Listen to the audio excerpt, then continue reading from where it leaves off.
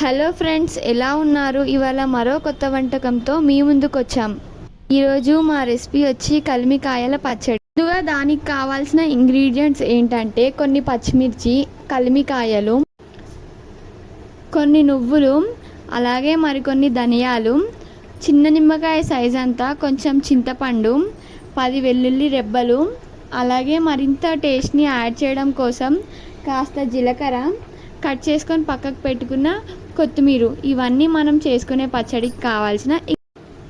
దాని తర్వాత పెనంని స్టవ్ పైన పెట్టుకొని లో ఫ్లేమ్లో మనం పక్కకు పెట్టుకున్న ధనియాలను అలాగే నువ్వులను దాని తర్వాత అదే పెనం పైన కొంచెం ఆయిల్ వేసుకొని ఆయిల్ హీట్ అయ్యాక మనం పక్కకు పెట్టుకున్న పచ్చిమిర్చి మరియు కలిమికాయలను బాగా వేయించుకోవాలి.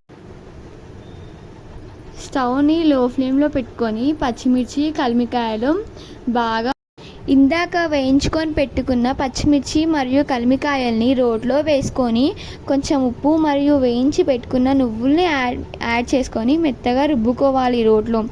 అలాగే దాని తర్వాత మనం సైడ్కి పెట్టుకున్న చింతపండుని మరియు కట్ చేసుకొని పెట్టుకున్న కొత్తిమీరని పచ్చడిలో యాడ్ చేసుకొని రోట్లో బాగా రుబ్బుకోవాలి.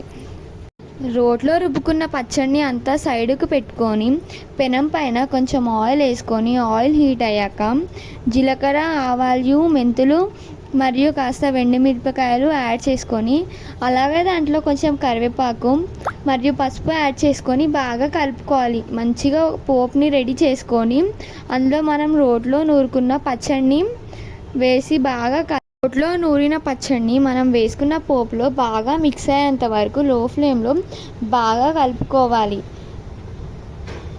ఎప్పుడూ ఒకేలా టమాటో పచ్చడి మరియు గోంగూర పచ్చడి ఇలా కాకుండా కొత్తగా ఈ కలిమికాయ పచ్చడిని ట్రై చేయండి మీరు కూడా. మా ఛానల్ని మీరంతా సపోర్ట్